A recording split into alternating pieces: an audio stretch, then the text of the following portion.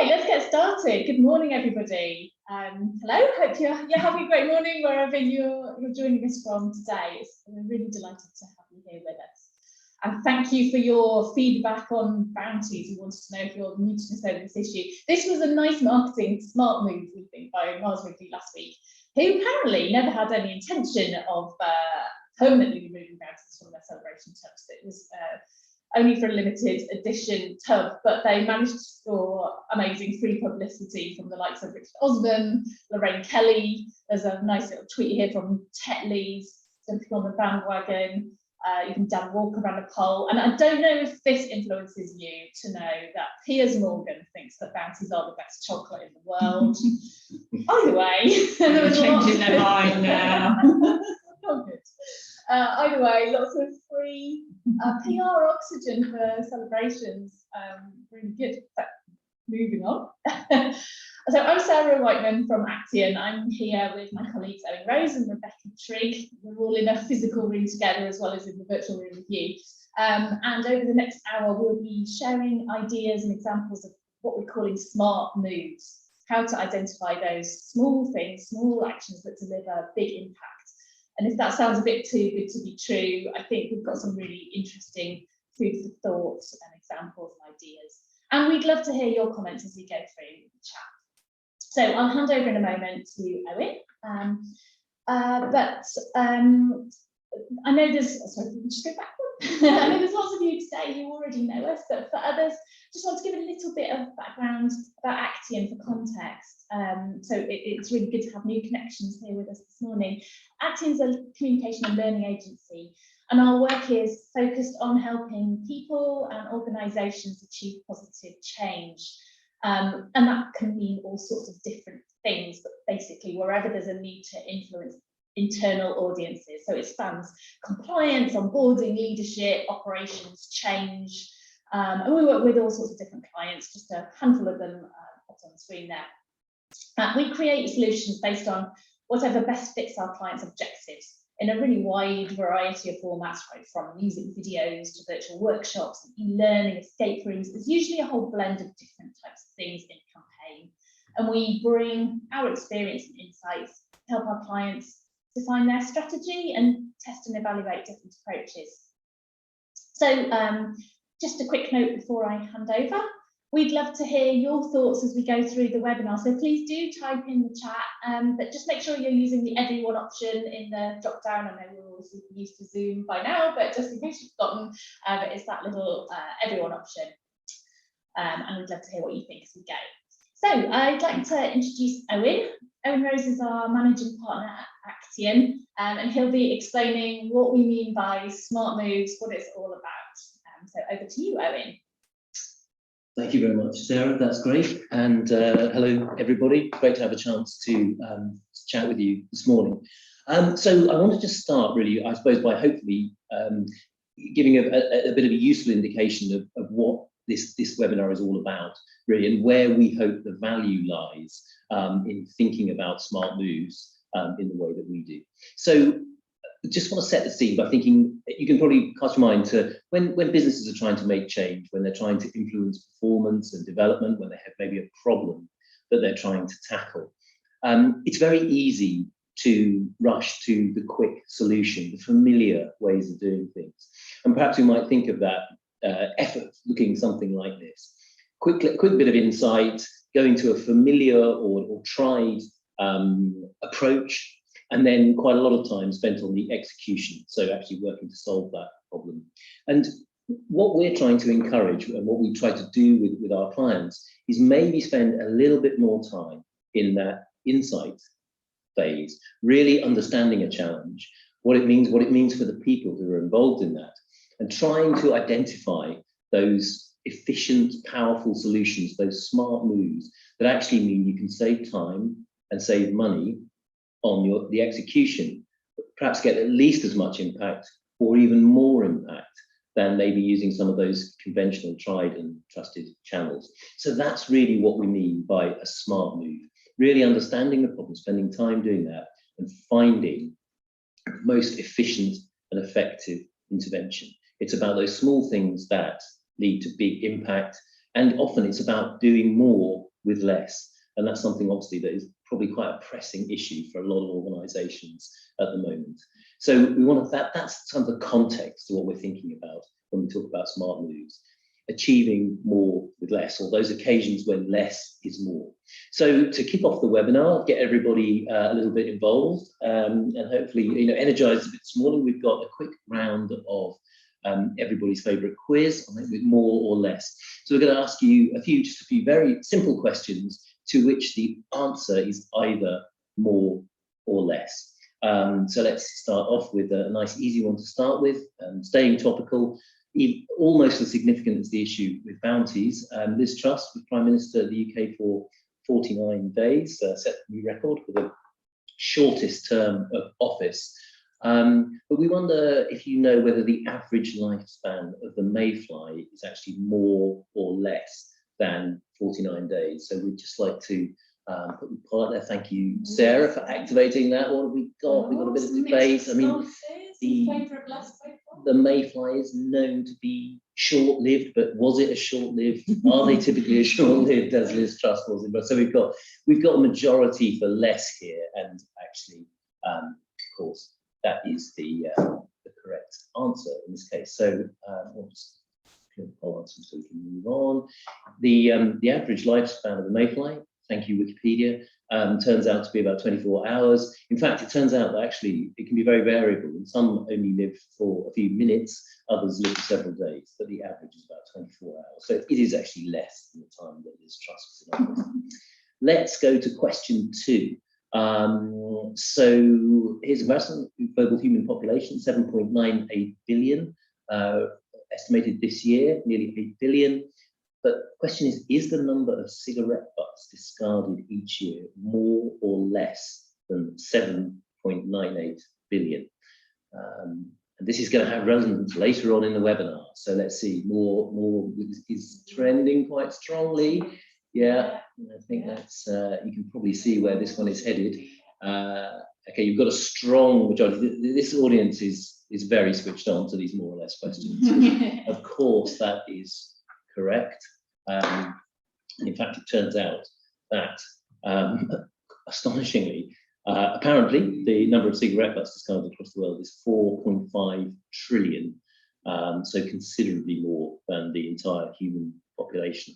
And so we're going to revisit that question a bit later on in the webinar and think about some smart moves related to it.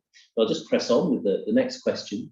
So here we go again, thinking about something quite practical now. If you're trying to reduce the amount of waste that goes to landfill and thereby encourage recycling, should you make the capacity of refuse bins, so that's the waste that's going to landfill, would you make that more or less than the current standards for the size of refuse bins? Let's have a look and see. And this, we're looking at some experimental evidence for this, for what works best, what tends to change people's behaviour.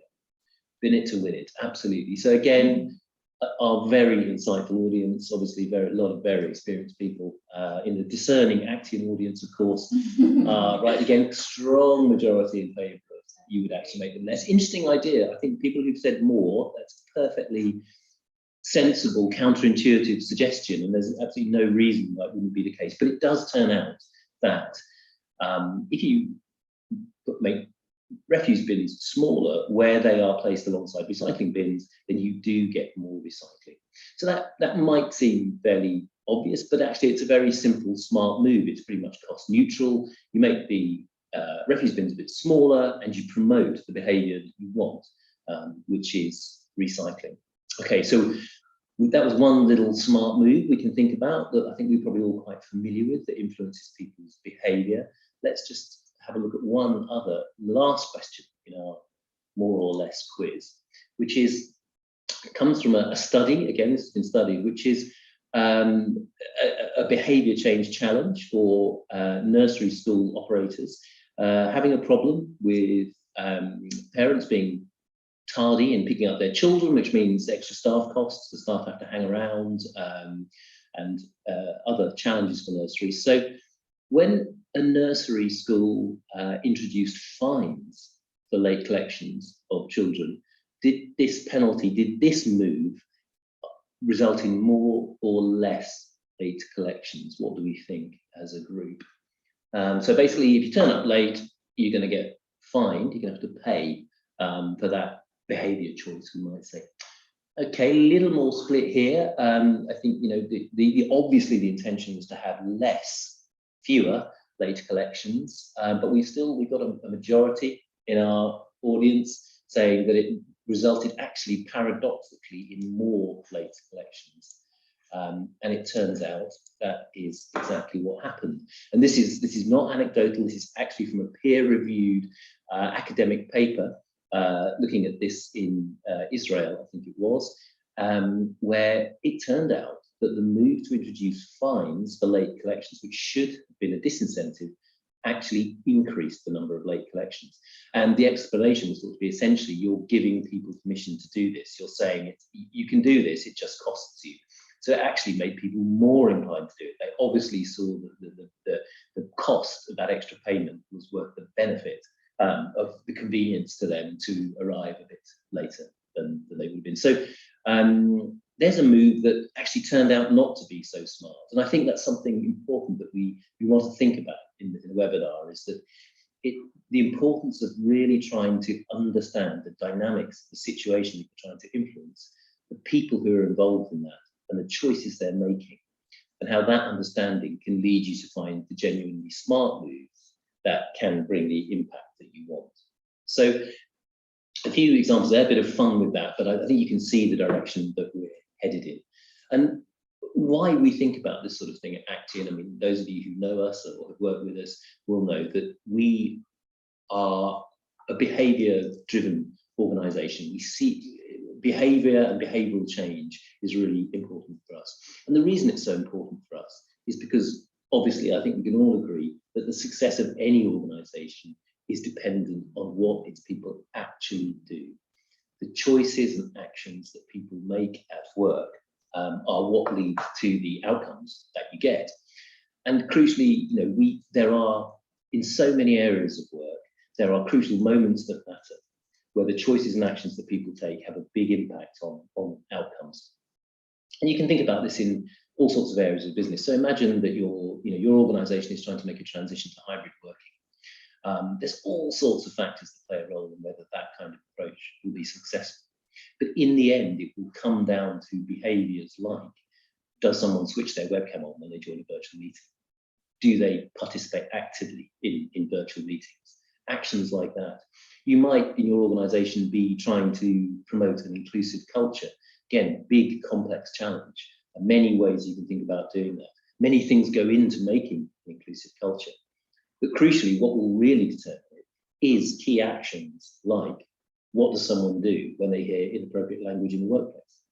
Do they take action? Do they know that there is an action that they can take? And are they confident enough to do whatever it needs to be done? So you know, simplistic examples, but hopefully making the point that ultimately it is that behaviour in the moments that matter that is going to make the difference to whether your organisation is successful or not. And that's what with our clients, we work to shape those moments, to try and help people take good choices, take the appropriate actions, which lead to the outcomes which are positive for them and also positive for the organisation. But it's difficult. I think, you know, that we acknowledge that, and those of you who've heard us talk about this before and let us know that you know, there are many challenges to doing this, and you're probably familiar with lots of them. It might be budget, it might be infrastructure, it might be other systems and processes. So often the challenge with making change at work, changing behaviours, is just time and pressure on people. It's very hard to cut through. And one of the biggest challenges, and the one that we're, I guess, most engaged with at Acteon, where we think the greatest opportunity to promote change lies, is with the audience that we're dealing with, those human beings who have to make these choices and actions. And you know, I've talked before, so you know the challenge we have with these fascinating and complicated human beings, who, like all of us, are subject to all those, you know, normal human traits of bias and habit, received wisdom, underconfidence, overconfidence. We're all subject to pressures, time pressure, social pressure, all of that stuff that's acting on us all of the time and having a big influence on the choices and actions that we take. And this quote from David Ogilvy, I think, sums it up nicely. So he was a celebrated ad man, spent years trying to influence people's behaviour, to make particular purchasing choices or support particular brands. And this was his conclusion, really, after years and years of working with consumer audiences, that consumers don't think how they feel, they don't say what they think, and they don't do what they say. And that's really the kind of challenge that I think we all face when we're working with these wonderful human beings. So we can happily substitute the word human for consumers. Now, we don't want this to sound like a counsel of despair. How can we ever drive change? How can we ever get cut through with the messages that we need to deliver in the workplace with these incredibly complex, unpredictable, unhelpful humans? But in fact, actually, the message we'd like to get to the point we'd like to make is actually we think it's the opposite effect, that actually, if we can understand these wonderfully complex humans and embrace that challenge and work with those human traits, actually we can find really powerful interventions. That's where we can find the smart moves, the simple interventions, the less is more interventions, which really help to drive change, and also give the opportunity to save time, save money, to be more agile, to move more rapidly with the changing needs of the business. So that's our interest in this area, and we've had quite a lot of success doing that. But what we'd like to do to help, I guess, just think about this kind of thing in a very practical context. Let's together see if we can find a smart move or some smart moves to tackle a real problem. Okay, so we'd like your help with this, and it's the problem that we outlined earlier of discarded cigarette butts, which is a real problem, a genuine problem, quite topical at the moment with concerns about the environment and sustainability. It turns out that those 4.5 trillion discarded cigarette butts make it the most common form of litter in the world. It contains plastics and other toxins. So it really would be good if we could find ways to reduce the number of cigarette butts discarded into the environment, and have them discarded more responsibly, perhaps into appropriate disposal.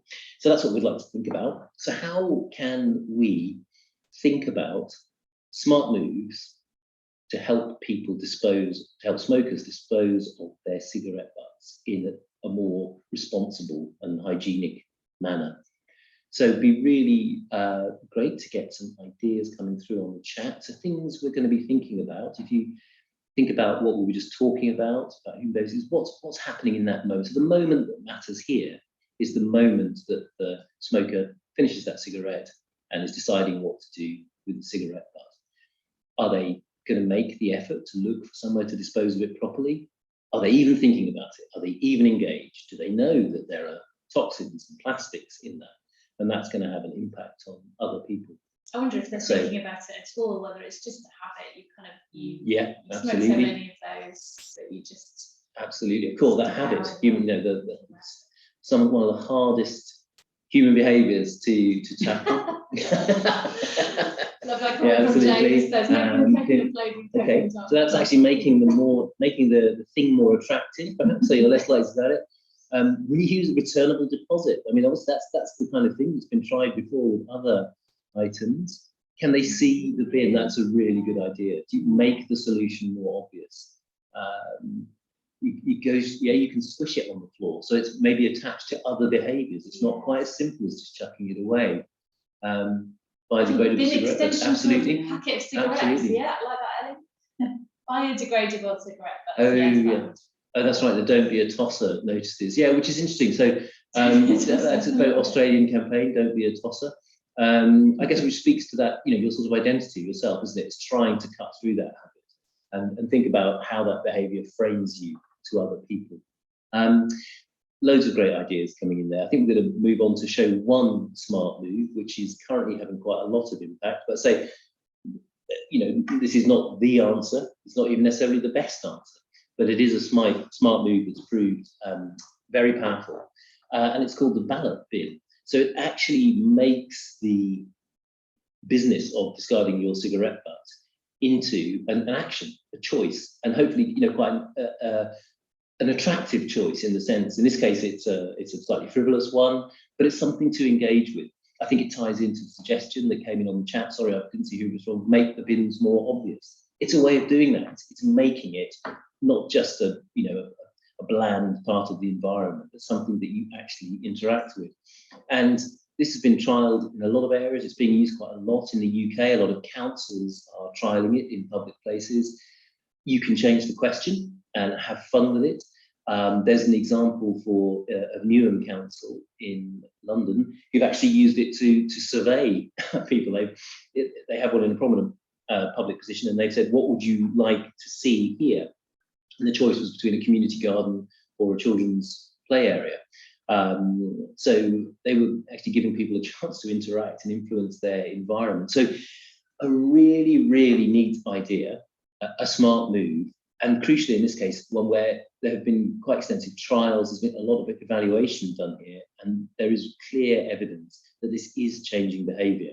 It's a smart move that is influencing behaviour positively and driving the outcomes which were desired. So a kind of a really neat example, we think, of a clear moment that matters, that was clearly identifiable, thinking about people in that situation, how to engage with their motivations and the opportunity to do the right thing and to influence that very positively.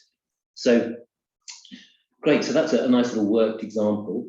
Just before I finish this first part of the webinar, let's just think about, okay, so how do you, and could you even start to think about this in terms of maybe the challenges or the change that you're trying to make within your organization? So I just want to share just for a few minutes the approach we use at Acteon to hopefully make this a little bit more understandable and meaningful, and ways of thinking about how to find those powerful interventions. I've talked quite a lot about moments that matter. So these are the key moments of choice and action that are really going to make a difference for the outcome that you are trying to achieve. So to give you quite a trivial example of the way that you might think about this, if you think about a classic sort of compliance need, like health and safety or fire safety, there are lots of moments and lots of actions that contribute to making the workplace safe. But if you think about, say, the fire safety example, which is the moment that really matters? The moment that a colleague is able to identify the fire safety policy on the internet, or the moment that a colleague has to react to having discovered a fire in the building? And it's pretty clear that there is a moment there that really matters and is really going to make a difference to the health and safety of that organisation, to the safety of people in those premises. So we work with our clients to think about the change they're trying to achieve and identify those moments that really will drive the outcomes that they want, those moments of choice and action. And then we seek to understand them, and this is where we talk about building that insight, just taking a little bit of time to understand what's going on there. And I've said that obviously human behaviour is wonderfully unpredictable and complicated, but it's not random. There are ways of understanding the choices that people are making. And we think about those behaviours in terms of these three key drivers: capability, opportunity, and motivation. And I think they're all quite intuitively understandable. I think you can see how they work together. So capability is that I know what to do. I understand what the positive action is, and I can do it. I have the skills, I have the knowledge, whatever it takes, I can do it. Motivation is that I want to do it. I'm engaged with it. It matters to me, or it matters to people that I care about. I can see why this is important to me, maybe to the organisation, so I want to do it. And third one, absolutely crucially, we'll come on to this more later on, is opportunity. I have the chance to do it. And how often do you see that thing where people are maybe trained in something, trained in a new skill, or they're maybe motivated, maybe it's managers to use some coaching techniques with their staff or something like that. But when they get back to the workplace, there's absolutely no time for it. It's swept up in the day's activities. They're under other pressures. They have other responsibilities. There's no opportunity. So even if they're motivated and capable, there's no opportunity to take positive action. So we seek to understand those moments that matter in terms of these key drivers. That can give us the insight we need to think of those interventions that will make a difference, and maybe find some really smart moves to make change. So just to think about how that insight might play out. So if you think about lots and lots of compliance issues, and you're probably familiar with these in your organisations, whether it's health and safety, infection control, data protection, whatever that might be, organisations spend a lot of time and quite a lot of money training people in aspects of this. And often, the moments that really matter, those key behaviours, are actually very, very simple. The capability need is really quite low. What you need is for people to do it when it matters. And often the challenge is just motivating people. It's convincing people that these things are important and that they'll make a difference. So if we understand that and we focus on motivation, we can often get bigger impact, and we might be able to find some smart moves to make that change. And a second, so final example is just think about the cigarette butt example, putting it in the ballot bins there. If we mapped those moments that matter, maybe looking like this, capability is almost trivial, isn't it? You know, people probably have the capability to put the cigarette butt in the right place. But are they motivated to do it? Do they care enough to do it? Have we cut through and given them a reason to do it, like participate in a silly ballot, or even to make it a serious ballot about something issue that's local to them? And have we given them the opportunity? Is the bin where they need it? Is it bright and obvious? Can they see it? So you can see again how having that understanding about the moment that matters and what's influencing people can lead you to find those smart moves that make the biggest impact. So that's the way we approach these things at Acteon. We've had a lot of success doing that.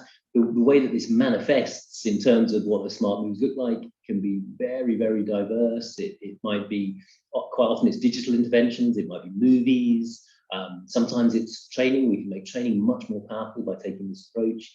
It might be face-to-face activities, it might be little prompts in the workplace like wristbands or stickers. Sometimes it's song. Song is a very powerful engagement and motivating tool.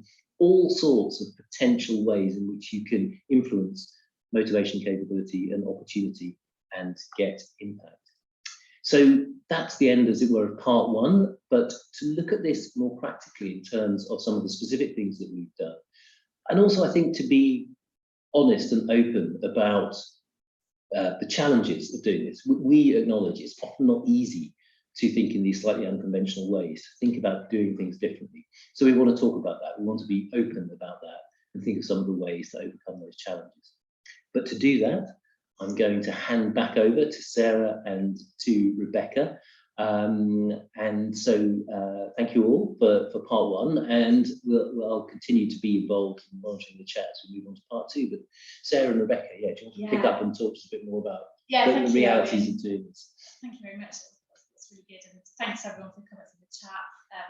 Thanks Fraser, who said gives this model of 3 key drivers and finds it works really well in practice. I know we've worked with Fraser for a while on implementing these things, so we'll be talking about some examples in a minute, but I just think it's so interesting to dig into what really influences people in those moments, and you know, humans are fascinating creatures in all our complexity, but it also reveals why conventional responses kind of often miss the mark if they don't really account for those behavioural factors, and help us to understand what could be actually stopping people from doing the things that you want them to do.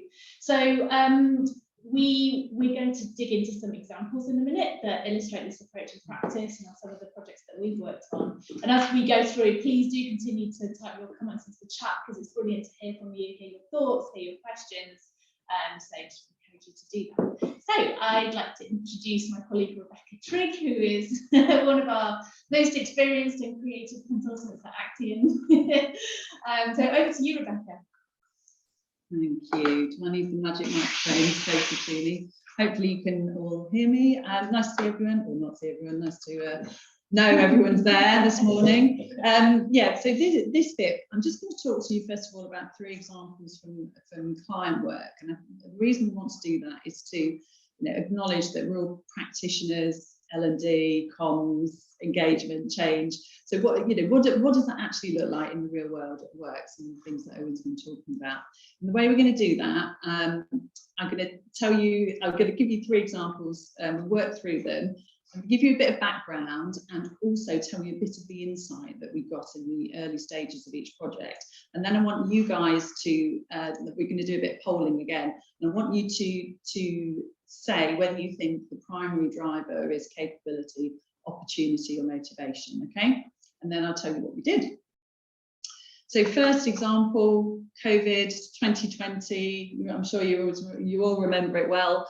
We were asked by a client in a healthcare setting to do some training on kind of that hands-face space, those behaviours. So we went into that project knowing that we were going to do some learning and comms around that, definitely.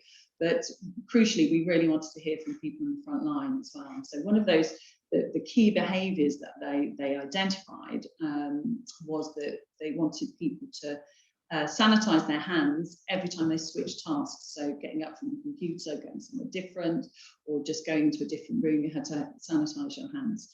So we ran a design workshop, and we were talking to people about this, and it came about in the design workshop that actually the central function were sending out lots and lots of hand sanitizer to different settings, but actually when we asked the questions, it turned out the settings, the sites didn't have the dispensers that they needed. So I think they had like 1 or 2, but they certainly didn't have enough, which made it possible for people to sanitize their hands going between each task. So thinking about that and focusing on that admittedly that all behaviour is a blend of these 3 things, but in this instance, do you think that we should be focusing on capability, motivation, or opportunity? So do you want to put a poll up? There we go. So what do you think? So did they know what to do? Were they motivated to do it? Did they have the opportunity? So Sarah, you're going to have to tell me, because I think I can't actually see the vote. So you'll have to kind of narrate. We've got a few more responses coming in. Give it. It's very interesting. We can see what you're saying before you can see it. I can't. I think it's important. Yeah, it's important to say as well that there isn't, as it were, a wrong answer. All of these things might be relevant. What we're really asking is, where would you put focus?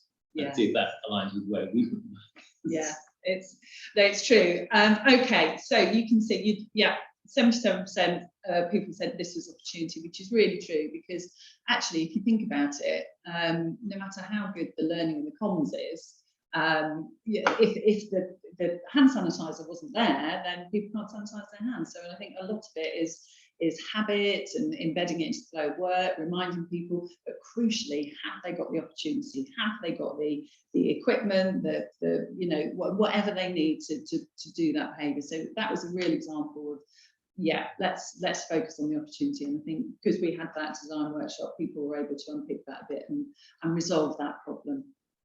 So that's the first example. The second example was about accident investigation. So this was a company who had lots of different sites, and the managers on their sites, there's a bit of a kind of health and safety issue in that there were lots of minor incidents that had been happening on site. So anything from like scalds of hot tea to someone slipping over on an icy path in the car park. Basically, all these things were happening, and the practice or the policy was that managers should take some time to investigate the accidents, the incidents, to see if there was anything they could do, increase the frequency of gritting or whatever. So, and the kind of the central function came to us and said, the problem is that managers are just not doing the investigations. So obviously, they need more training.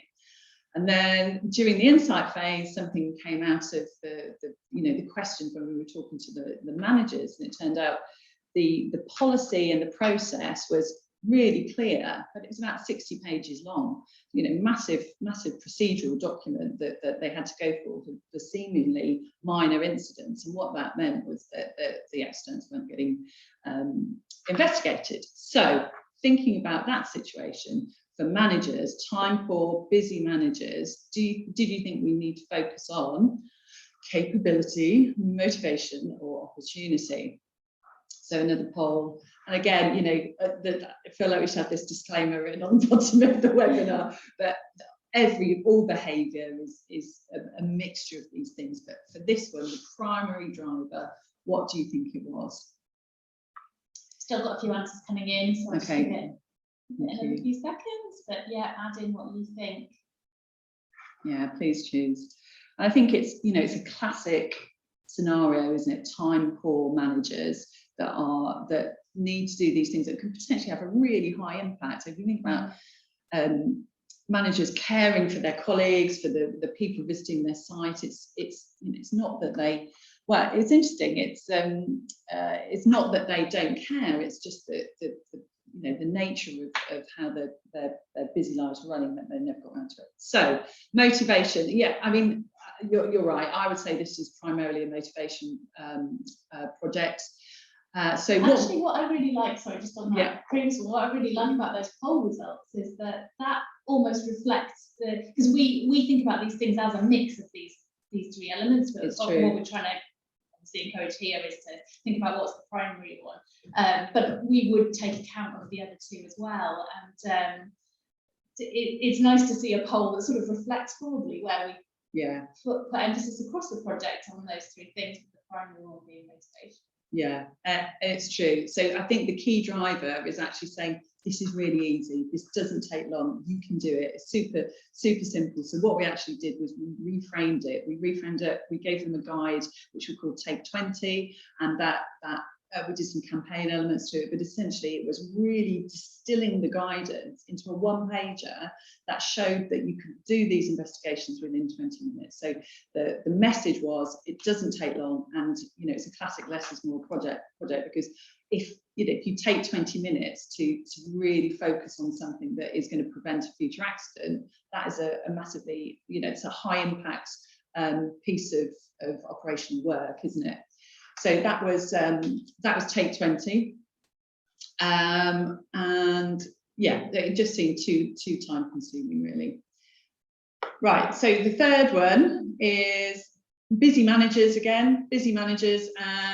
This is a care home setting, and basically we had lots of we were asked to come in to help upskill and support new managers or underperforming managers in a variety of care home settings.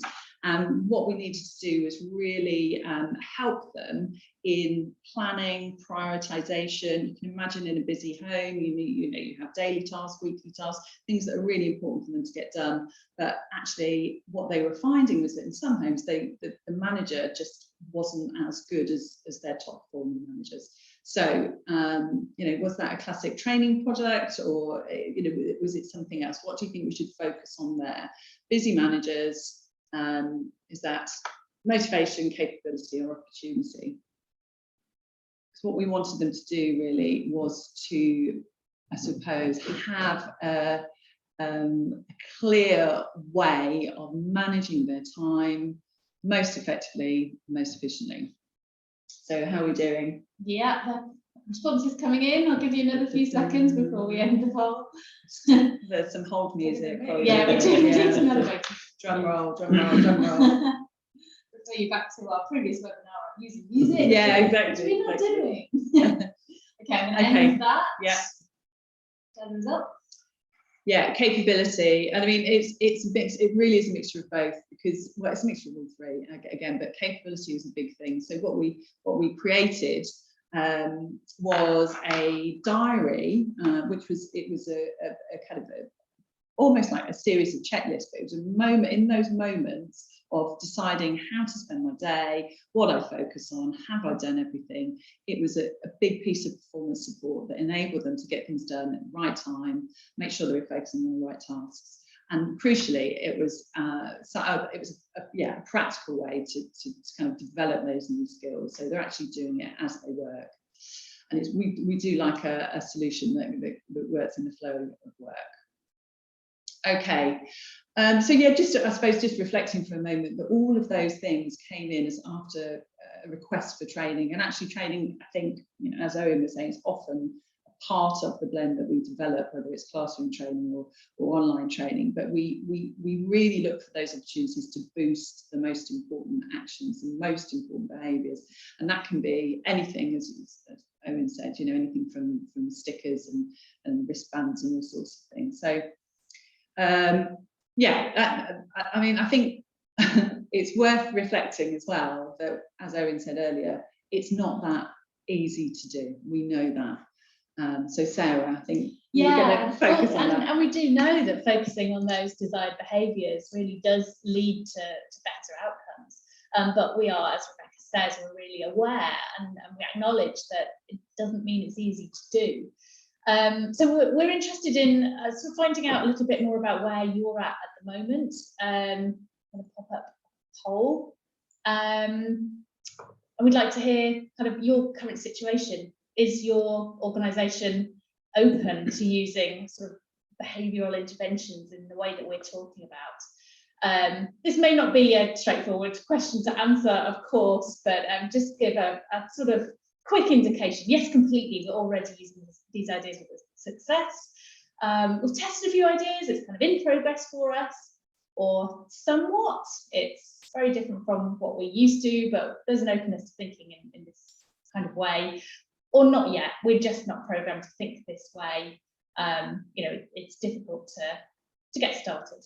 I have to say, I don't know about you guys, but I am seeing more evidence of this in the wild. Like I was in a petrol station the other day. I think it was in Sainsbury's petrol station, and I saw there was a QR code next to their shutter doors, and it said something like, struggling to use the shutters, scan here for some top tips. So obviously there are, I think organisations are starting to put more and more solutions in the flow of work. That's really interesting. You know, we love a good QR code. Yeah. We do, yeah. I think the pandemic experience is interesting as well, wasn't it? Because I think behavioural science had a mixed press as a result of that, but it certainly got projected into the limelight much more than it had been. And this idea of ways to modify environments, ways to provide simple support and help to try and encourage the outcomes that you're looking for, certainly came to the fore, even if some of the moves were smarter than others, but it certainly raised the profile.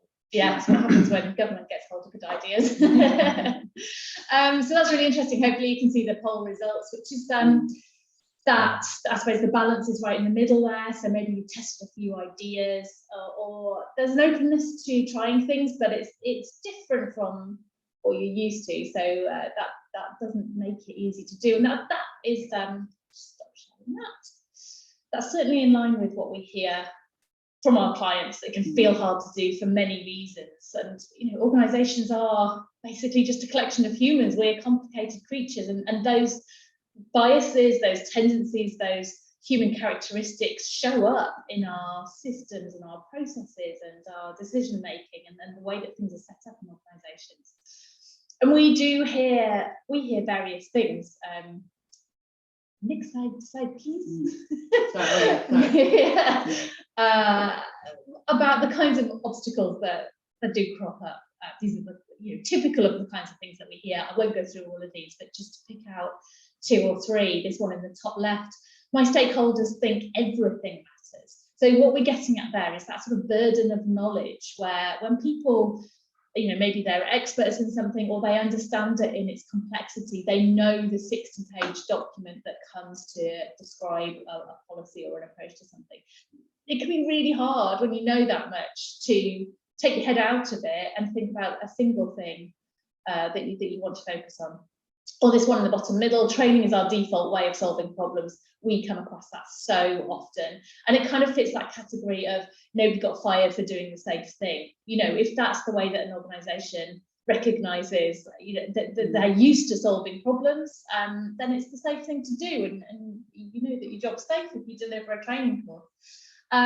Or in the top middle, we don't have an approved way of working like this. It can just feel like it's too hard when all the systems and processes are set up for a different way of thinking about problems. So Rebecca, is it possible to kind of distill all those different ideas into maybe some particular challenges? Well, I'm so glad you asked, Sarah. I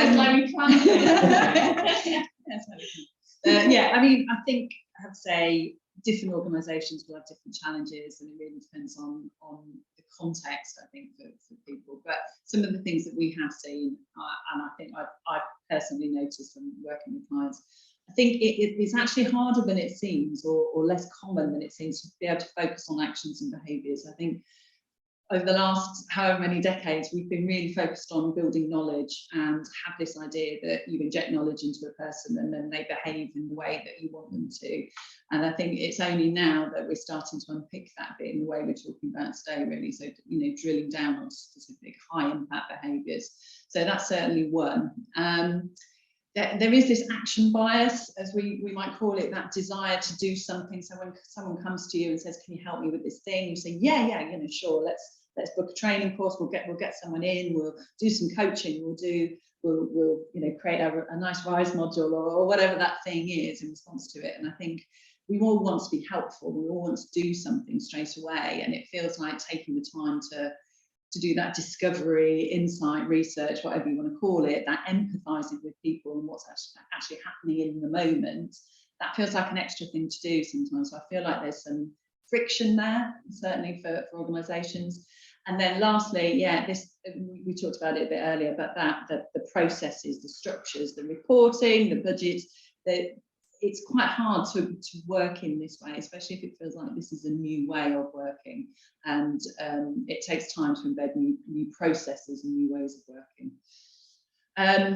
So they're the three, but it's not all is lost, because I think there are things that you can do, that we can do, and certainly some of the successes, some of the projects that have been most successful, I think, have been down to kind of the way we've worked with clients.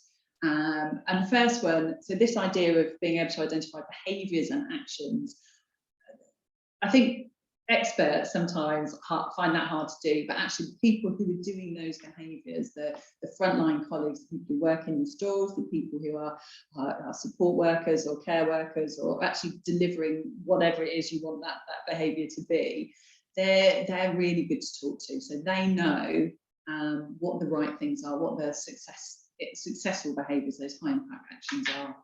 And I think bringing them into the conversation and make sure you're co-creating and collaborating with those people and sort of testing new things is a way of taking that behavioural approach. This idea of getting straight to a solution. There's a line there that I really love, that fall in love with the problem and not the solution. I think that there's something really simple in that. I think you really have to kind of be aware of your desire to help, but think, let's take a step back. Like, are there simpler things we can do? Do we need to commission this big thing? Could we perhaps rename it? Could we put a sticker here? Could we, what could we try? Could we change the way we do this? And actually start experimenting with things before you go into the big kind of behemoth program of solutions. So trying and look at it in a different way, and take some time to work out what you really want, what is that behavioural problem. And then the last one, I think default is really powerful. So we know that the default way of doing something, we know that behaviourally defaults are they're great, because actually we're all quite lazy humans. I'm not saying that you all are, but humans generally can be quite lazy. And I think it's for organisations, they have that bias as well. They want things, they've set up these systems, they've set up these structures to make sure things are done in a certain way, and it's really painful, isn't it, to try and do things that don't work in the kind of the classic organisational way. But I think it's quite tantalising, the idea of less is more, especially for senior leaders, especially at the moment. So if you can work on finding the people who do have the interest in innovation and experimentation, finding the budgets that you can unlock potentially in the name of experimentation, and some of the things that feel quite trivial, actually, if they work and they haven't cost an arm and a leg, we tell people about it. They want to know about these things, and so find your champions and make sure you communicate the big wins. Yeah. So that's it from me. I think I'll hand over to Sarah for the last bit. On the previous slide, because there's some really interesting stuff on there. Sure. I think we do certainly want to acknowledge that we're very aware of the challenges, and when you try to make a change in the way that an organisation thinks and works, there are often obstacles. There's objections, there's inertia. But to reassure you, we have worked with plenty of clients where they're doing exciting work and getting those results, and the content in those white boxes, sort of all joins together to help with that. And I think certainly once you start to get results, even if they're early results, and build some evidence, that's key in helping to form a case and to be able to present that back to the business. We've got about little experiments, so embracing uncertainty. There's all sorts around that we love talking about, but when you just try things out and test something and see if it works, and get early data on that, it can help you to kind of make a case.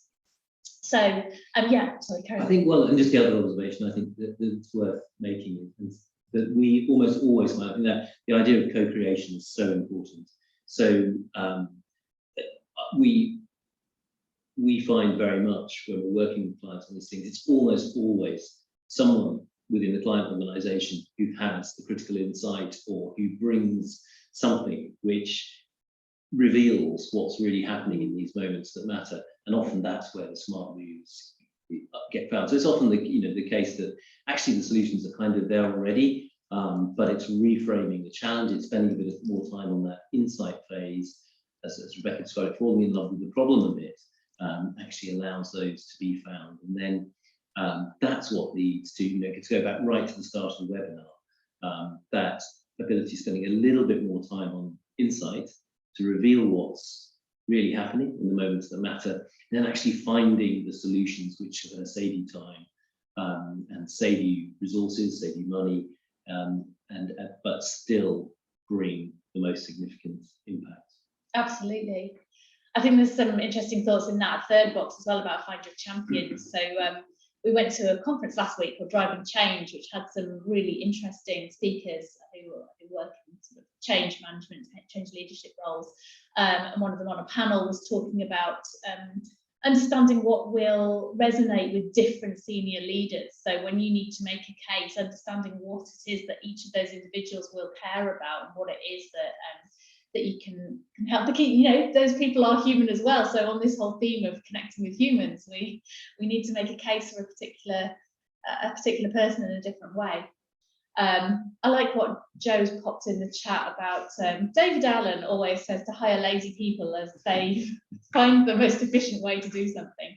I always think that, so I'm a marathon runner. I like doing things the really hard way. I really like sorting my guts out, and I will be found working as hard as I can, doing something in a particularly inefficient way at home. My husband is a technical director, and he will find a smart, clever way of doing something and take the shortcuts wherever they crop up. And I kind of sometimes feel a bit cheated by that. I'm like, you didn't do the hard work, you come up with something clever. But it's true, it's like looking for those sort of, is there a better way, is there a smarter way? You don't have to be always putting in the miles. Teenagers are experts in that. Yes, got a teenager in the house, they will find absolutely the quickest and easiest way to do absolutely anything you've asked them to. Okay, so just to round things out, we want to reassure you about those challenges we've been talking about, that we do see ways through this, and we've worked very closely with clients to help them sort of navigate these areas and come up with really interesting solutions and projects and get some fantastic results for them. So we want to help and support you with those internal conversations, and we're very happy to kind of have some time chatting with you. We're offering attendees of this webinar what we call a power hour, so a chat with one of our experienced consultants to help you unpick a problem and think it through, have a conversation. Sometimes just talking a project through and having a bit of an external perspective can be really helpful. There's absolutely no commitment attached to that to work with us any further, but if you'd like the opportunity just to sort of think through where you're at with any of those things, we'd be really happy to work with you. Feel free to drop me an email on the email address there, or the Hello App one that comes through to me as well. And I'd just like to finish really by saying a huge thank you to all of you for coming along today, for your contributions to the chat and to the polls. It's been really, really interesting to see what those poll responses are. Yeah, that hour did go quickly. And we appreciate you coming, and we hope that you'll keep in touch. Thank you very much to Owen and Rebecca for those insights and examples. It's been really good to think this through and hear about them. Feel free to connect with us, contact us. We're on LinkedIn, we're on Twitter, and I'm always happy to connect with people on LinkedIn, or for you to email me. And we'd love to hear how you all get on with your smart moves. So please do keep in touch. And thank you very much for coming. Thank you. Thanks everyone. Thank Bye. you.